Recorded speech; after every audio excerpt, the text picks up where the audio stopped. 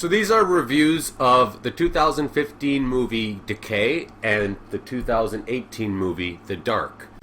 I hesitate to use the word review because it's not really a review. I either trash a movie or I heap praise on it, but I don't really review movies.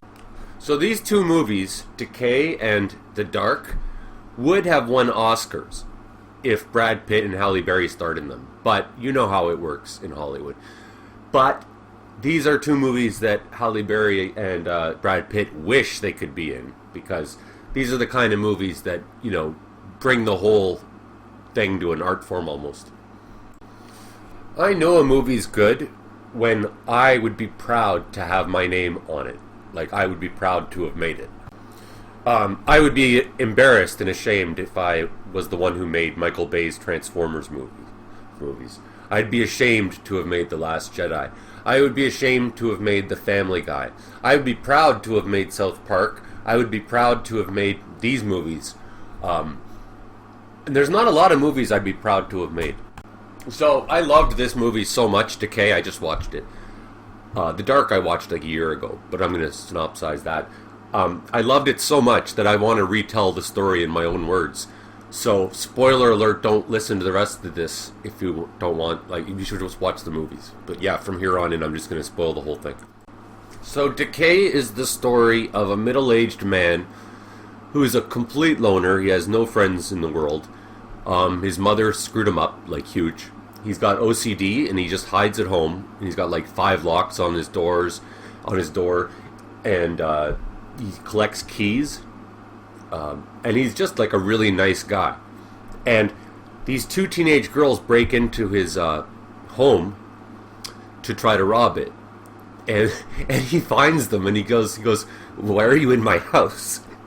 And the girl gets shocked by him, and she's on a ladder and she falls and she cracks her head open and dies. The other girl sees him standing right by her, the girl that died, thinks, of course, that he did something. So she runs out, she panics and runs out, and gets hit by a car, and she dies. Now, the lonely, screwed up guy, he doesn't admit to all of this, because I guess, and rightly so, he thinks he's going to get blamed for their deaths. And also, he's just like a really screwed up, he's like a Norman Bates, but like nice. Like a gentle Norman Bates. So he keeps the dead body of the girl, and like she becomes, like, the dead body is like his friend and his only friend. And yeah, that's sick and morbid. But what's interesting about this story, and it is gory, I mean, you do watch her body decay. But what's interesting though is that he is a kind, gentle person. He didn't kill anybody. And I kept thinking as I watched it, he never committed any crime, really. Except for not reporting a dead body. But I mean, even that, like, yeah, anyways. But yeah, that's the interesting thing, is that he's just a thoroughly likable, gentle little bunny rabbit who doesn't have any skills, and he's totally been screwed up by his upbringing. And he's got such guilt, and he actually feels like real love for this dead body.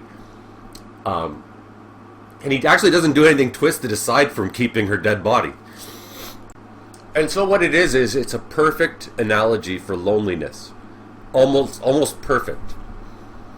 It's almost a perfect movie. It's very slow and artistic, and the music is incredible. So it's not like the kind of movie you want to watch with your friends when you're drinking. It's a drama. It's not even a horror as far as I'm concerned. And same with the next movie that I'm going to start talking about, called The Dark. Okay, so The Dark, I'm a little more fuzzy on. I haven't seen it in a year, but basically this teenage girl, she's like 14 to 16 or something, and she's some kind of zombie demon or something.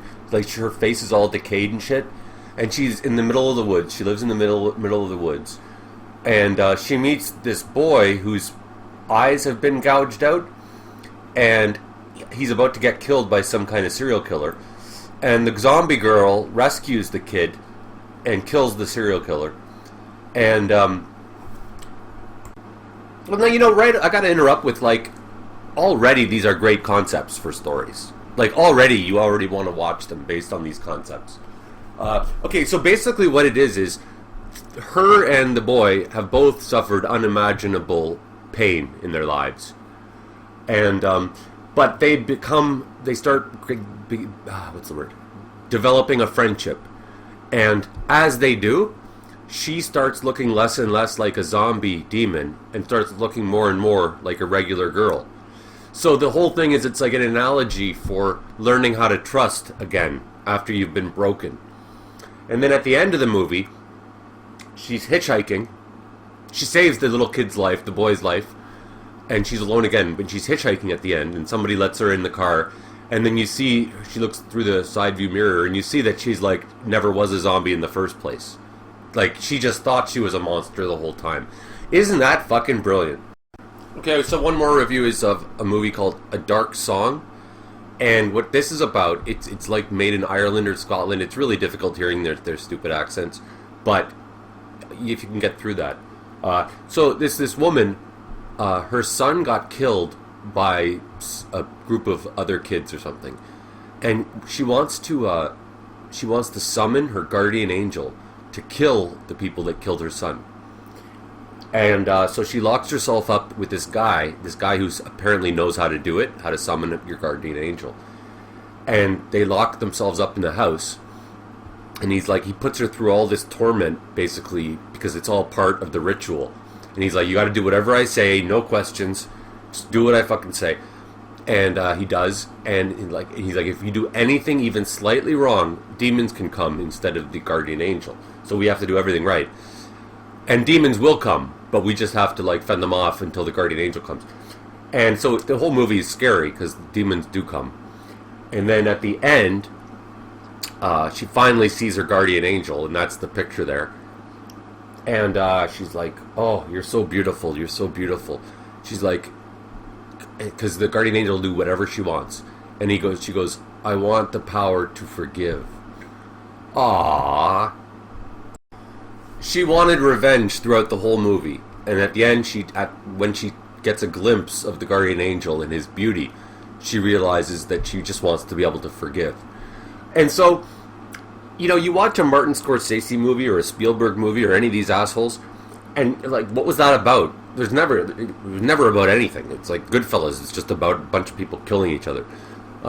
Spielberg, all his movies, it's just like, yeah, whatever. It was just a popcorn. But these three movies, okay, the first one is very clearly about loneliness. The second one, The Dark, is very clearly about regaining one's humanity.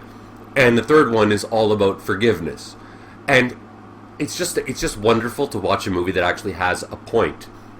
These three movies make you want to keep watching movies. These three movies make up for all of the Michael Bay movies and all the Fast and the Furious movies. More than make up for them.